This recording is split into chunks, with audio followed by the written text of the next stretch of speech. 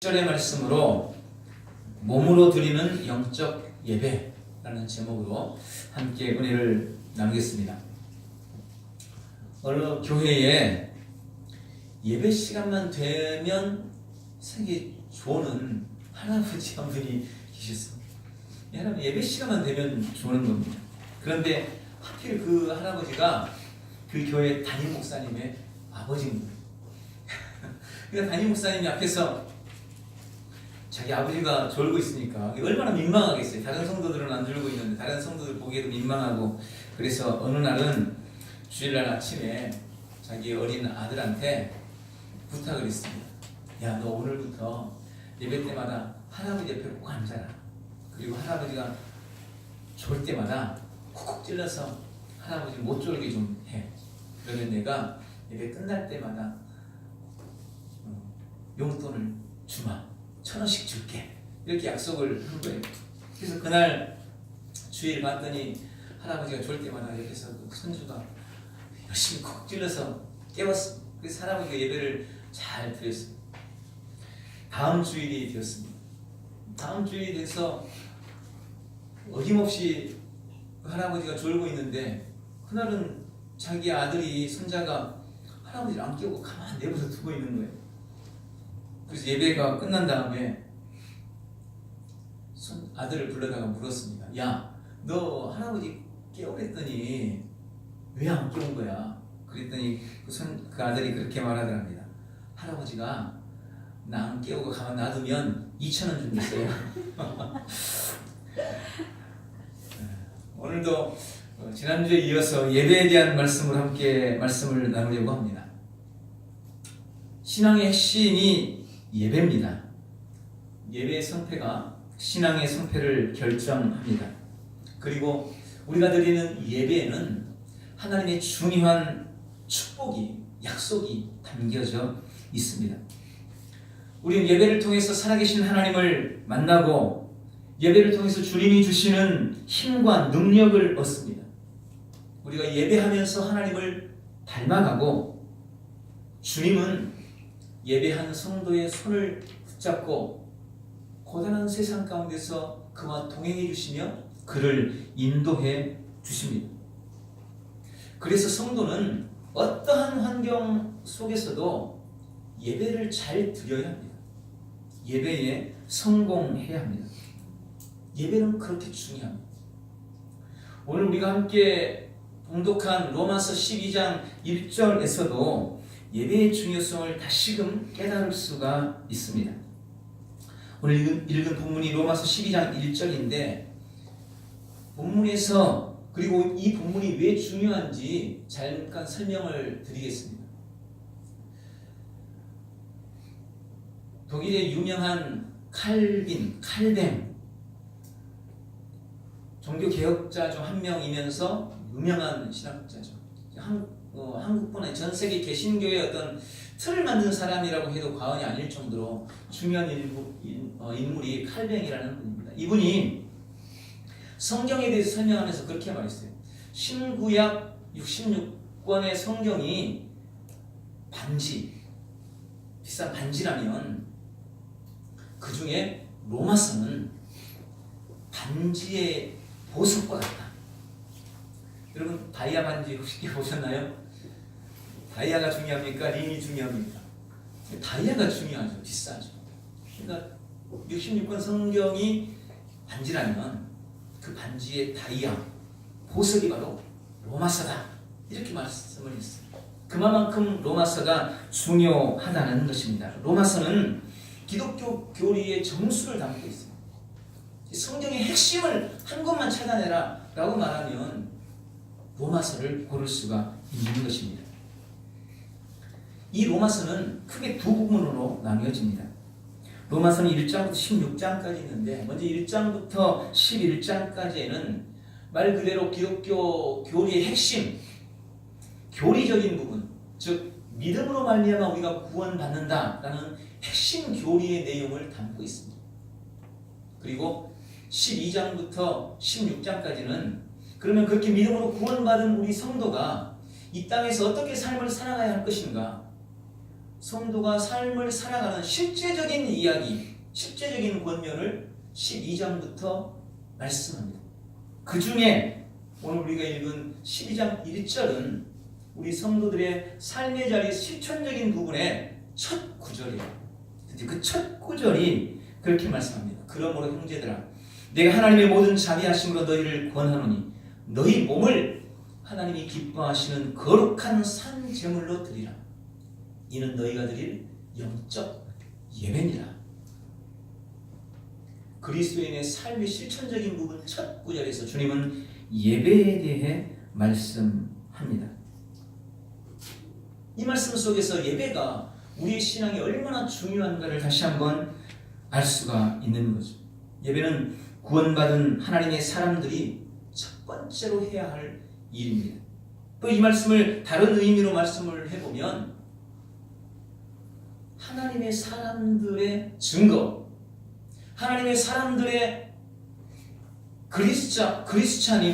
그리스도인임은 예배를 통하여 증명된다는 거예요. 그래서 예배는 하나님의 사람들의 사명이며 하나님 사람들이 갖는 특권이라고 말씀을 드릴 수가 있는 것입니다. 오늘 이 예배가 우리 그리스도인됨의 특권과 약속을 받아 누리는 귀한 시간 되기를 주님의 이름으로 축원합니다. 오늘 본문 이 말씀 속에 주님께서 우리에게 주시는 중요한 명령이 담겨 있습니다. 그게 뭡니까? 바로 너희 몸으로 하나님께 영적 예배를 드리라는 겁니다. 너희 몸을 하나님이 기뻐하시는 거룩한 산 제물로 드리라.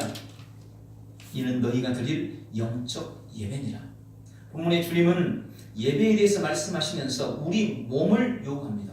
우리 몸을 거룩한 산 제물로 드리라. 그리고 그것이 영적 예배. 이 영적 예배라는 의미는 다른 성경에는 합당한 예배 이렇게 되어 있어요. 합당한 예배. 그러니까 우리가 하나님 앞에 우리 몸을 산제물로 드리는 것이 영적 예배이고 그것이 합당한 예배라고 말씀하시는 것입니다. 사실 우리는 신앙생활을 하면서 하나님께서 중요하게 보는 것이 몸이냐 마음이냐를 따져볼 때 당연히 마음이라는 것을 잘 알고 있습니다. 사무엘서 16장 7절에도 주님은 그렇게 말씀하시죠. 사람은 외모를 보거니와 나 여호와는 중심을 보느니라. 이 너무나 유명한 말씀입니다. 하나님의 관심은 우리의 마음, 우리의 중심에 있습니다. 주님은 우리의 몸, 우리의 외모보다 우리의 마음을 보시고 우리의 중심을 받으시기를 원하세요. 그런데 오늘 본문 말씀 속에서 주님은 우리 몸으로, 영어 성경에 body에 있어요. body. 우리의 바디로 하나님 앞에 산제물로 드리라고 말씀합니다. 그러면서 우리의 바디를 하나님 앞에 드리는 것이 영적 예배라는 거예요. 물론 여기에서 말씀하시는 이 몸은 단순히 그냥 신체, 우리 육체만을 의미하는 것은 아닐 겁니다.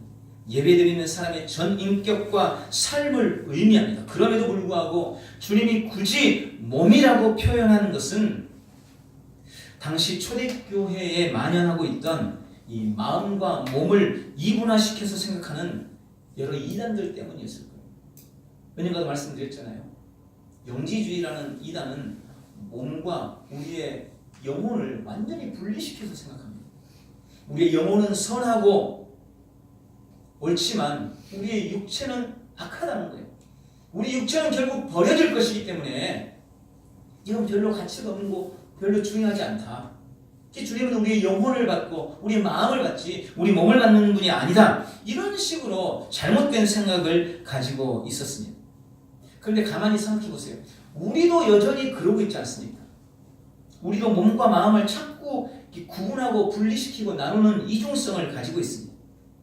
그래서 우리 몸은 잘 못하지만 마음만은 그렇지 않다고 우리 자신을 자꾸 정당화시켜요. 몸은 안 따라주지만 마음은 안 그래. 이러면서 자꾸 우리 자신을 정당화시켜요. 그러나 여러분, 우리가 마음을 드린다고 할 때 우리가 드리는 그 마음을 어떻게 보여줄 수 있습니까? 마음은 초음파나 현미경으로도 볼 수 있는 게 아니에요. 결국 우리의 마음은 그 사람의 몸, 그의 행동을 통해서 나타나는 거예요. 그것을 통해서, 행동을 통해서, 몸을 통해서 그의 마음을 알 수가 있는 것입니다. 간혹 예배드리면서 마음은 다른 곳에 가 있는 사람들이 있긴 하죠. 어떨 때 보면 그런 사람들이 있어요. 그러나 결국 몸이 와 있는 곳에 마음도 와 있는 것입니다. 그런 의미에서 오늘 본문 너희 몸을 드리라는 것은 우리의 전 삶, 우리의 마음과 몸과 생각과 뜻과 물질과 시간까지 우리의 모든 것을 드려 예배하라는 의미인 것입니다. 조금 더 구체적으로 우리 몸을 산제물로 드린다는 것은 어떤 의미일까요? 어떻게 우리는 우리 몸을 가지고 하나님의 거룩한 영적 예배로 드릴 수가 있을까요?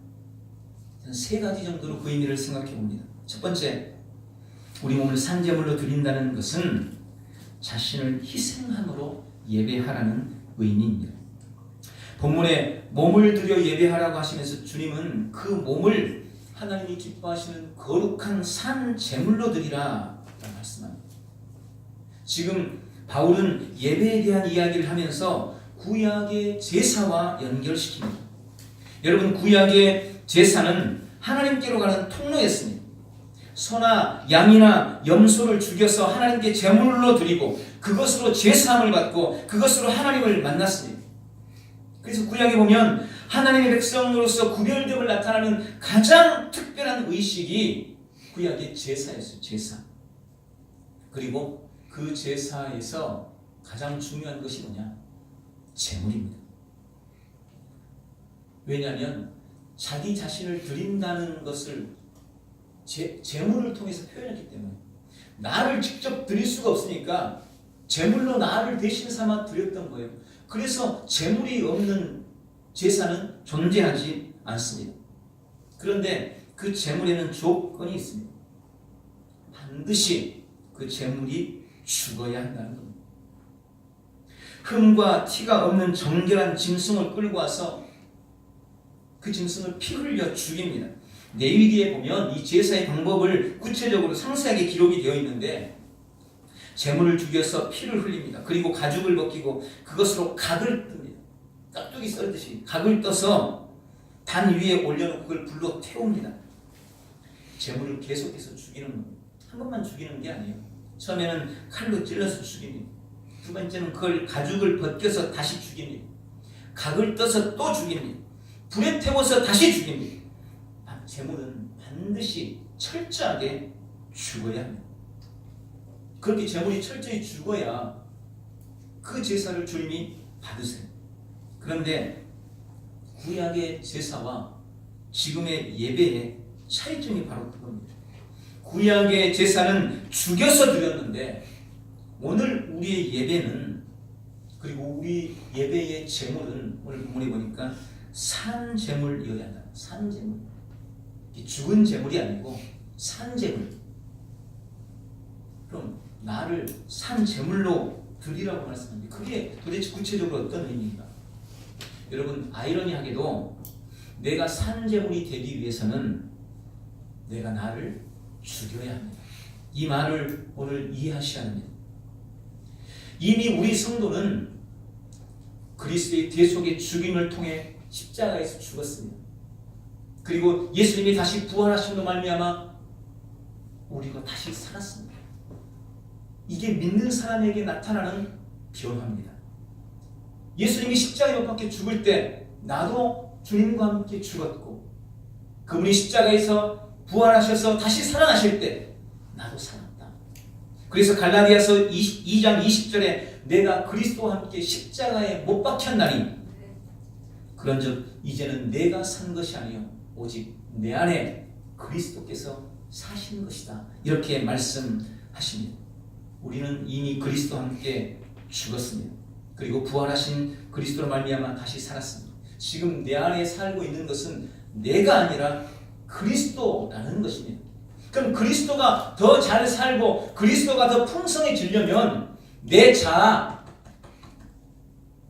내 고집, 내 아집, 나라는 존재가 더 죽어야 된다.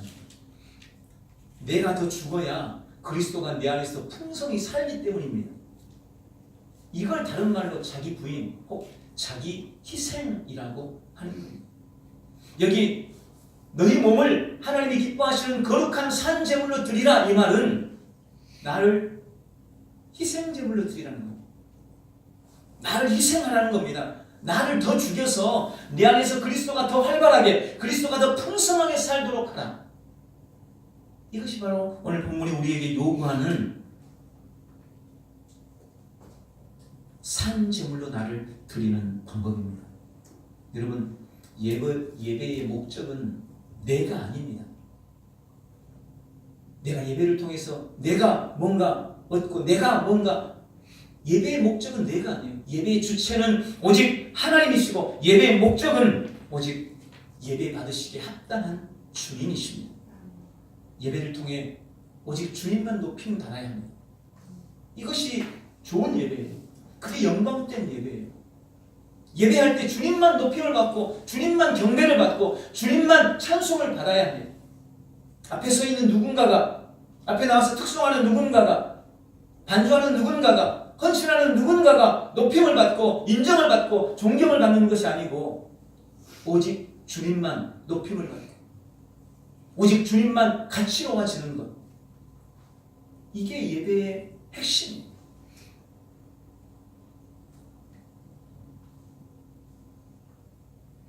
그렇게 주님을 높이고 주님을 가치 있게 하기 위해서 나를 죽이고 나를 내려놓고 나를 희생하는 것, 그것이야말로 예배의 참 정신이며 나를 드린다는, 나의 몸을 드린다는 의미인 것입니다. 그래서 예배를 위해서는요, 땀을 흘리고 피를 뿌리는 마음으로 예배해야 하는, 관념적으로 습관적으로 형식적으로 하는 예배를 극복하시기를 바랍니다. 내가 죽어서 주님이 더 살고 내가 낮아져서 더 주님이 높아지시기를 바라는 마음으로 나를 희생해서 하나님이 참 영광 받으시기를 소망하는 마음으로 그렇게 예배하는 우리 모든 성도들이 되시기를 축원합니다. 그것이 산제물로 주께 드린다는 의미입니다. 두 번째로 내 몸을 산제물로 드린다는 것은 온전한 예배를 드리라는 의미입니다. 지난주에도 잠깐 그런 말씀 드렸는데 80% 아니라는, 90%만 가지고도 안 된다는 것, 100%가 되어야 한다는 것입니다. 말씀을 드린 것처럼 우리는 늘 몸과 마음을 이분화시키려는 경향이 있어요. 왜냐면 그게 쉬우니까, 그래야 뭔가 변명거리가 되니까 그런 겁니다. 그러나 여러분, 마음이 더 중요하고 몸은 안 중요해, 절대로 그렇게 생각해서는 안 됩니다. 그래서 몸은 한 50%, 60%밖에 안 되지만 마음은 100%니까 주님 그렇게 좀 안아주세요. 아니요, 그건 순뻥이에요. 그건 거짓말이에요.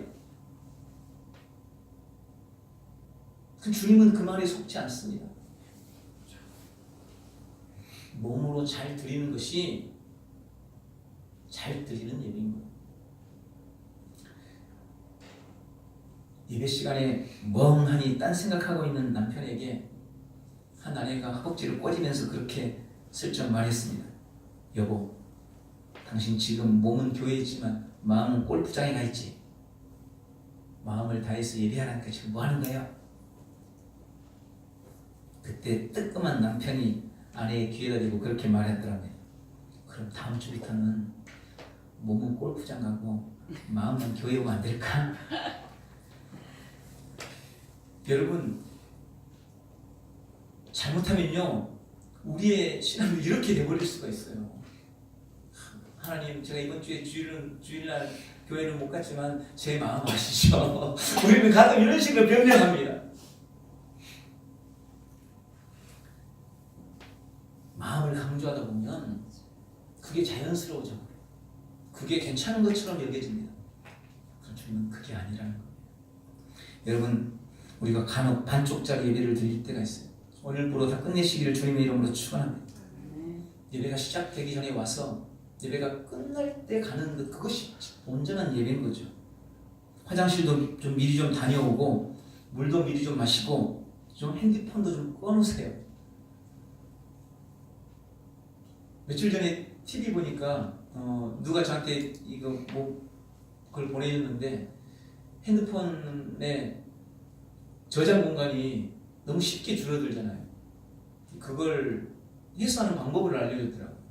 생각보다 크네요. 가장 많은 게 카카오, 톡에 뭐 동영상이나 이런 게 내가 다운을 안 받아도 그게 용량을 다 차지한답니다. 그러니까 단체로 들어가 있는 데 있잖아요. 그건 가끔 나왔다가 들어가면 그게 용량이 줄어듭니다. 그 다음에 또 한 가지 방법이 뭐냐, 핸드폰을 2, 3일에 한 번씩은 껐다가 켜라는 겁니다. 요즘에는요 끄질 않아요. 계속해서 충전하기만 하지. 한 번 껐다가 켜면 없어질 것들이 삭제된다는 거예요. 그래서 용량을 더 넓게 사용할 수가 있답니다. 집에서 껐다가 켜기 싫으면 교회 예배 때 시작하기 전에 저는 좀 껐다가 예배 끝난 다음에 켜도 되잖아요. 뭐 그렇게 급한 일이 그렇게 많다고. 온전한 예배가 되도록 힘쓰시기를 바랍니다. 또 점심 식사 준비 우리 예배 때도 그게 예배를 방해해서는 안 됩니다. 어떤 사람들은 또 설교만 들으면 예배 다 잘 드린 줄 생각하는 사람이 있어요. 근데 여러분 그거 말 그대로 설교만 들은 거지 온전한 예배를 드린 게 아니에요. 우리 예배는 여러 순서들이 있습니다. 그럼 뭐 교회적으로 약간씩 다 달라요. 공적으로 이렇게 확정된 어떤 예배 틀이 우리 교회도 있지 않습니까? 그 순서 하나하나가 다 중요한 거예요. 참회 기도, 경배와 찬송, 합심 기도, 중보 기도, 또 예물 봉헌하는 것, 심지어 광고와 교제, 성경 봉독하고 찬송하는 것, 설교하고 결단의 기도, 신유의 기도, 또 폐회송, 축도까지 그 시간에 의미를 부여하고 그 모든 시간들을 통해 하나님이 영광 받으시도록 최선을 다하는 것. 이것이 바로 온전한 예배입니다. 또 모든 예배에는 예배를 돕는 사람들이 있습니다. 저도 그 중에 한 사람이죠. 반주자도 있습니다. 기도자도 있고 또 헌금위원도 있습니다. 물론 더 큰 교회는 더 많은 사람들이 예배를 돕죠. 성가대원으로 또 교사들로 주차위원들로 안내위원으로 뭐 여러 가지 모양으로 예배를 섬기는 사람들이 있습니다. 특별히 그렇게 예배를 섬기는 사람들은 더 각별한 주의가 필요합니다. 여러분 저도 여기서 말씀을 증거하고 있지만 저도 예배자인 거죠. 저도 예배자예요. 여러분 똑같이 예배자입니다. 제가 하나님의 말씀을 전한다고 해서 물론 인도자라는 말을 쓰기도 하지만 저도 하나님 앞에 예배자로 서는 것입니다. 며칠 전에 북한에서 열병식이 있었습니다. 하지 않았으면 좋겠다고 전 세계적으로 했는데 결국 열병식을 했어요. 또 엊그제 밤에 평창올림픽 개막식도 있었습니다. 특히 북한 열병식 보면 기가 막히죠.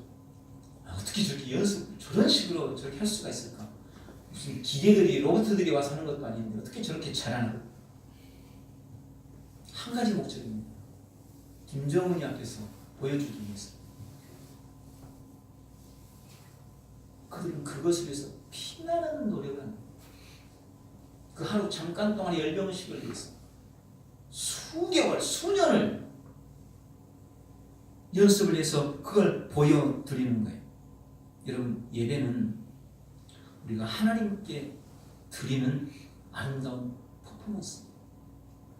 공연입니다. 순서 하나하나가 아름답게 조화를 이루고 작품을 만들듯이 우리는 우리 예배가 최선의 예배가 되도록 힘써야 합니다. 내가 지금 주님 앞에서 퍼포먼스하고 있다. 그런 마음을 가지고 예배해야 되는 거예요. 우리의 예배를, 온전한 예배를 회방하는 여러 가지 이유들이 있습니다. 때로는 지각하는 습관들, 또 TV나 핸드폰들, 또 피곤해서 좋을 수도 있겠지만 습관적인 졸음 등 이런 것들도 우리가 점검해봐야 돼요. 그래서 그 모든 것들을 극복하고 우리 예배가 정말 온전한 예배가 되도록 최선의 노력을 다하는 우리 모두가 되시기를 바랍니다. 그것이 바로 우리 몸을 거룩한 산제물로 주 앞에 드리는 것이라고 말씀합니다. 마지막으로 우리 몸을 거룩한 상제물로 드린다는 것은 준비된 예배를 드리라는 것입니다. 잘 준비된 예배. 예배는요, 잘 준비되어야 합니다. 그래서 어떤 교회에서는 예배를 리허설을 다 해요. 근데 그게 절대 저는 틀리지 않다고 봅니다. 물론 저희도 앞에 찬송을 해보지만 그것 외에도 리허설을 다 해요. 사회자, 또 기도자 어떻게 나와야 될 것인지, 언제 나와야 될 것인지, 또 성가대원들은 언제 서고 언제 앉고,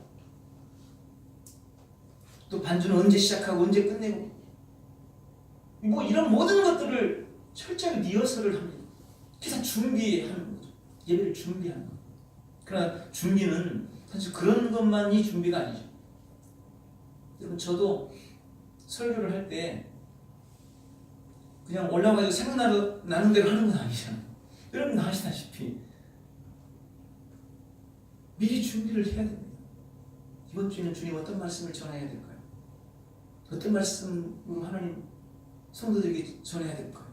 저도 많이 기도하고 주님이 주시는 영감을 따라 때로는 미리 계획된 어떤 준비된 걸 가지고 또 준비하고 또 준비하고, 미리 좀 되면 좋은데 또 그게 잘 안 될 때도 있어요. 그래서 어떨 때는 토요일날 새벽에 늦게 들어가기도 해요. 준비 안 되면 안 되는 거예요. 뭐든. 기도자도 마찬가지예요. 그런데 설교니까 목사님 당연히 준비해야 되죠. 근데 우리는 준비할 게 뭐가 있어요? 우리는 가서 그냥 앉아만 있으면 되는데, 이렇게 생각하시는 분들이 생각 외로 많습니다. 그러니까 여러분, 준비하고 예배하는 것과 그냥 와서 앉아 있는 것은 우리의 인생과 운명을 가르고 바꿀 만큼 엄청난 다른 결과를 가져온다는 것을 믿으시기 바랍니다. 기도도 찬양도 헌금도 하다못해 PPT 하나 넘기는 것도 다 준비해야 되죠. 조금 전 예배는 하나님께 드리는 최고의 퍼포먼스라고 말씀드렸어요. 여러분, 어느 무대에 올라가 보면, 무대 공연이나 이런 거 보러 가면 작은 공연 하나 하기 위해서 얼마나 많은 준비를 하는지 몰라요. 우리 아이들 가끔 특성하죠. 생각날 때 그냥 와가지고 하는 게 아니잖아요. 그거 하나 하는 대로 많은 준비를 해야 돼요. 우리 아이들 가끔 찬양 때문에 어디 다른 교회 가서 무대에 서야 돼서 준비하잖아요. 그때 한 번 20분 서기 위해서 매주일마다 몇 달을 가가지고 연습하고 또 준비하고 그렇게 하잖아요. 쉽게 보는 1, 20분 보는, 아니 잠깐 서는 공연 하나에도 수많은 준비가 필요합니다. 이제 우리 예배가 하나님께 드리는 공연이에요. 하나님께 드리는 퍼포먼스예요. 우리가 생각할 때는 앉아있는 우리 그냥 관람객인 것 같고 구경꾼인 것 같지만 여러분 아닙니다. 예배하는 게 한 사람 한 사람은 관람자가 아니에요. 그래서 예배는 보는 게 아닙니다. 예배는 하는 거, 예배는 드리는 거예요. 하나님이야말로 어쩌면 관람자인 거죠. 하나님이. 왜? 우리 예배를 통해 영광 받으시니까. 그분이 우리에게 주실 은혜와 축복을 준비해가지고 우리의 예배를 관람하시는 거예요, 지금. 우리 한 사람 한 사람은 그 주님 앞에 최고의 공연이 되도록 최선을 다해서 예배하는 사람들입니다. 이렇게 찬양할 때 정말 최선을 다해서 하나님을 찬양해야 돼요. 순서니까 하는 게 아니에요. 주님 앞에 올려드리는 겁니다. 내가 앞에 나와서 특송하는 마음으로 앉아있지만 그런 마음으로 찬양해야 돼요. 내가 화음을 할 수 있으면 화음해도 괜찮죠. 기도도 마찬가지죠. 물론 대표 기도자가 또 와서 기도도 하지만 우리 기도도 그거 그대로 주님이 지금 내 기도를 받는다. 내가 앞에서 대표 기도하고 있다. 이런 마음으로 하나님 앞에 올려드려야 되는 거죠. 그게 바로 준비된 예배라는 것입니다. 또한 우리 그리스도인은 삶의 기준과 중심이 주일이라는 것을 깨닫으셔야 합니다. 우리의 삶의 기준이 주일이며 주일 예배입니다. 한 주간이 어떠할지는 한 주간의 시작인 주일이 결정합니다. 그러므로 주일을 위해서 한 주간을 준비하는 습관을 자꾸 가져야 해요. 주일 전날 너무 늦게 자는 것, 그것 때문에 너무 피곤해서 예배에 방해가 되는 것, 준비를 안 하는 겁니다. 그래서 토요일 날은요, 주일을 위해서 절제할 줄도 알아야 하는 겁니다.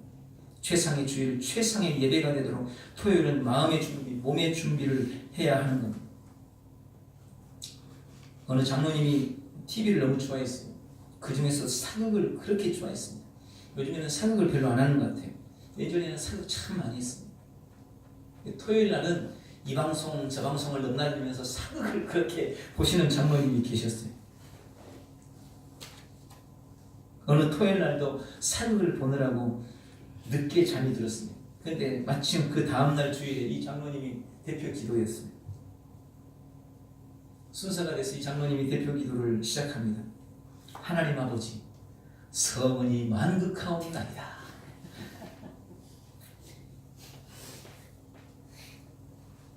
여러분, 우리 몸이 하나님 앞에 거룩한 산제물이 되기 위해서 철저히 준비하셔야 합니다. 토요일에는 외출했다가도 좀 일찍 들어와서 쉬면서 예배를 준비하십시오. 주일에 입을 옷도 미리 준비하고 헌금도 집에서 미리 준비하시길 바랍니다. 특히 토요일이나 주일 아침에는 서로 좀 마음 상하는 일이 없도록 서로 조심도 하셔야 돼요. 아침부터 싸우고 나와서 예배하면 그 예배가 잘 되겠어요? 그러니까 좀 주일 예배 드리기 전에는 서로 좀 더 언행도 조심하면서 오늘 최상의 예배를 위해서 마음을 가다듬어야 합니다. 또 주일 아침엔 미리 와서 기도하면서 마음을 가다듬고 사모하고 기대함으로 준비하셔야 합니다. 예배 시간이 되면 내 모습, 내 행동, 내 찬송과 내 기도가 지금 주님이 받으시는, 주님 앞에서 공연하는 퍼포먼스다라는 것을 생각하고 예배에 집중하시기를 바랍니다. 우리가 그런 마음으로 주일 예배를 준비하고 예배한다면 그 예배가 어떻게 은혜롭지 않을 수가 있겠습니까? 그런 예배하는 성도를 주님이 만나주시지 않겠습니까? 주님이 그런 성도의 손을 잡고 교회 문을 나서지 않으시겠습니까? 하나님은 오늘 우리에게 너희 몸을 하나님이 기뻐하시는 거룩한 산 제물로 드리라고 말씀하십니다. 예배를 위해 나를 희생하고 온전한 예배, 100% 예배를 주 앞에 드리시기를 바랍니다. 주일을 위해서, 예배를 위해서 준비해서 온 몸으로 그리고 온 삶으로 하나님 앞에 예배하시기를 바랍니다. 그래서 우리의 예배의 영광이 회복되고 예배를 통한 약속의